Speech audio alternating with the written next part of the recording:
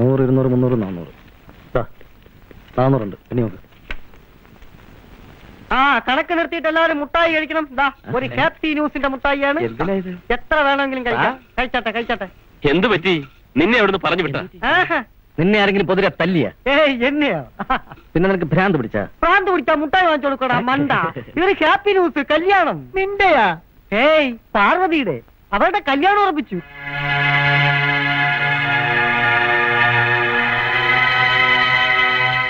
അന്ന് പ്രേമം പറഞ്ഞതായിരുന്നു കറക്റ്റ്. ഞാൻ കണ്ടത് മൂത്തകുട്ടിയെ തന്നെയാ, പാർവതിയെ. ഞാനങ്ങ് ഫിക്സ് ചെയ്തു. ആ കുട്ടി സമ്മതിച്ചോ? അതുകൊള്ളാം. ഒരു ജൂനിയർ എഞ്ചിനീയറെ ഒരു കണ്ടീഷനും ഇല്ലാതെ കിട്ടിയാല് ഏതൊരു പെണ്ണാ സമ്മതിക്കാത്തത്? പിന്നെ ഈ ഞായറാഴ്ച നമുക്ക് അവിടെ മരുന്ന് പോണം. അച്ഛനൊക്കെ വരുന്നുണ്ട്. ശിവേട്ടൻ മസ്റ്റായിട്ട് വരണം. അമ്പലമാണ്, പിരിവാണ്, നോ എക്സ്ക്യൂസ്. ഞാൻ വേണ്ട. ഒരു കല്യാണമൊക്കെ ആവുമ്പോ ജോലിയും സ്റ്റാറ്റസും ഒക്കെയാണ് എല്ലാവരും നോക്കുന്നത്. ഒരു ലൈൻമാനെ കൂട്ടിക്കൊണ്ടുപോയി വെറുതെ ചീപ്പാവണ്ട. ഞാൻ പോട്ടെ.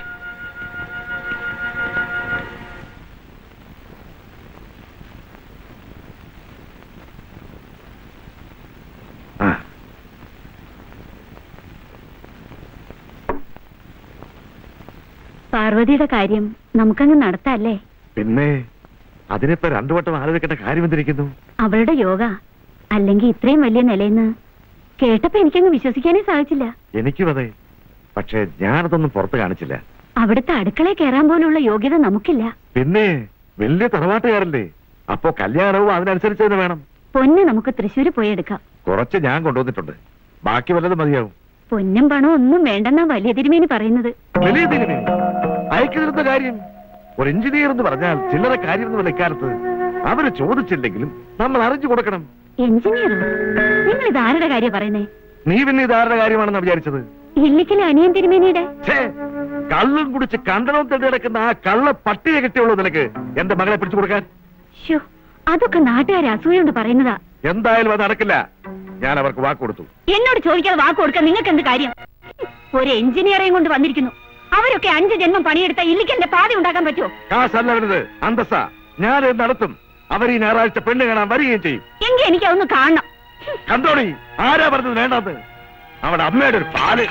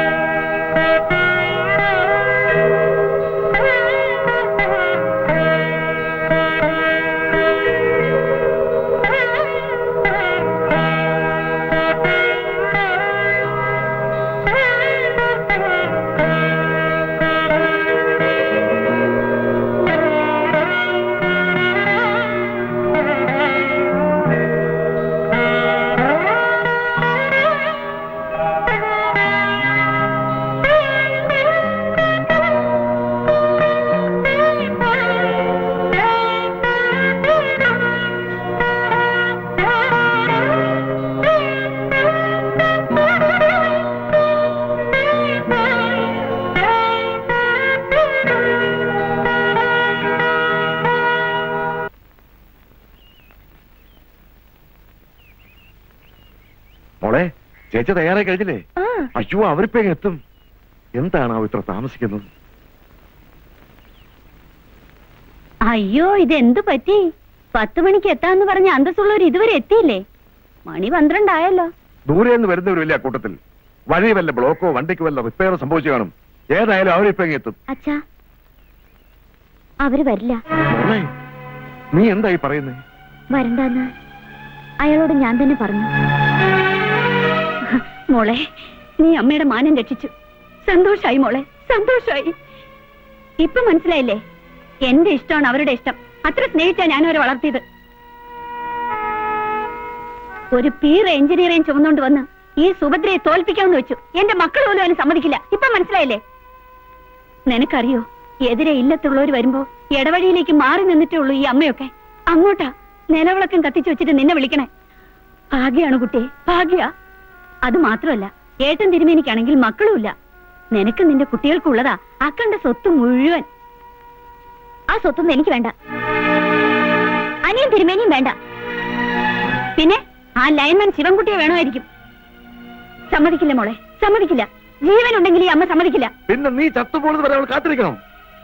പറയടി, എന്താണ് അനിയൻ തിരുമേനിക്ക് ഒരു കുറവ്? അമ്മയ്ക്ക് ഒരു കുറവും തോന്നൂല.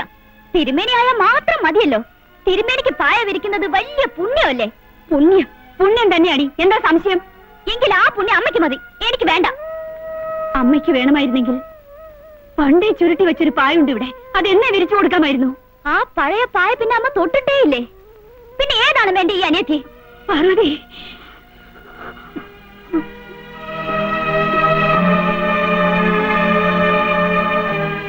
നീ തന്നെ ഇത് ചോദിക്കണം. നിന്നെ സ്നേഹിച്ചതിനും വളർത്തിയതിനുള്ള പ്രതിഫലം. എന്ത് പറഞ്ഞാലും വളർത്തിയതിന്റെ കണക്ക്. മക്കളെ സ്നേഹിക്കുകയും വളർത്തുകയും ചെയ്യേണ്ടത് അമ്മമാരുടെ കടമയാ. അത് ശരിയാണ്, അമ്മമാരുടെ കടമയാണ്. പക്ഷേ പാർവതി, നീ എന്റെ മകളല്ല. ഞാൻ നിന്നെ പ്രസവിച്ചിട്ടില്ല. അമ്മേ. അതെ മോളെ, അതാ സത്യം. നാരായണക്കുട്ടിയേട്ടന്റെ വീടല്ലേ ഇത്? അതെ. മനസ്സിലായില്ല. നാരായണക്കുട്ടിയേട്ടനെ കാണാനാ. ഒന്ന് വിളിക്കൂ. വിളിക്കാം. ദേ, ആരോ കാണാൻ വന്നിരിക്കുന്നു.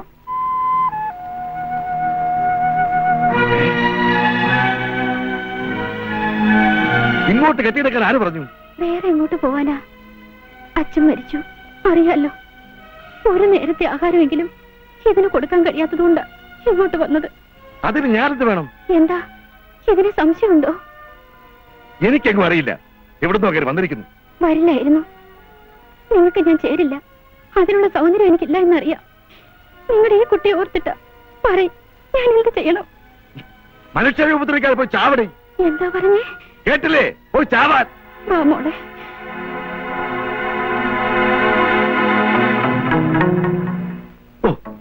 സത്യമല്ലേ അവര് പറഞ്ഞത്? ആ കുട്ടി നിങ്ങളുടെ അല്ലേ? നിങ്ങളുടെ എല്ലാം ഉറപ്പുണ്ടെങ്കിൽ മാത്രം അകത്തേക്ക് കയറിയാ മതി. അന്ന് പോയതാ ഈ മനുഷ്യൻ.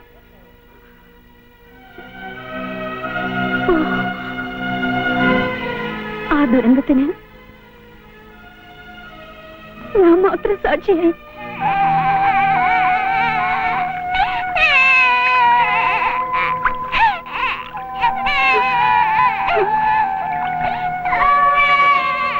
ആ കുട്ടിയാണ് നീയെന്ന് ഞാൻ എന്തെങ്കിലും പറഞ്ഞു? എന്റെ സ്വന്തം മോളേക്കാൾ ഞാൻ നിന്നെ സ്നേഹിച്ചില്ലേ? ആ എന്റെ സ്വഭാവം പോലും നിനക്കിപ്പോ സംശയമല്ലേ? നിനക്കറിയോ, ഈ 18 വർഷത്തിനിടയിൽ ഒരു നയാ പൈസ പോലും ഈ നിൽക്കുന്ന മനുഷ്യൻ അയച്ചു തന്നിട്ടില്ല. ഈശ്വരാധീനത്താൽ എന്റെ അച്ഛനപ്പൂപ്പന്മാരുണ്ടാക്കി വെച്ചതുകൊണ്ട് എനിക്ക് നിങ്ങളെ നിങ്ങളുടെ ഇഷ്ടത്തിനൊത്ത് വളർത്താൻ പറ്റി. ഇല്ലെങ്കിൽ ആ സ്ത്രീയുടെ ഗതി എനിക്കും വരില്ലായിരുന്നോ? പറയൂ മോളെ. നിന്റെ നല്ലതോർത്തിട്ട് അമ്മ ഇതൊക്കെ ചെയ്തത്. അച്ഛനോട് ചേർന്ന് എന്നെ തോൽപ്പിക്കാനാണെങ്കിൽ വേണ്ട, പൊയ്ക്കോ. അച്ഛനും മോളും പൊയ്ക്കോ. സുഭദ്രേ, എന്താ നീ പറയുന്നേ? സുഭദ്ര ഒന്നേ പറയുന്നുള്ളൂ, അനിയൻ തിരുമേനിയുമായുള്ള കല്യാണം ഞാൻ നടത്തുമെന്ന്.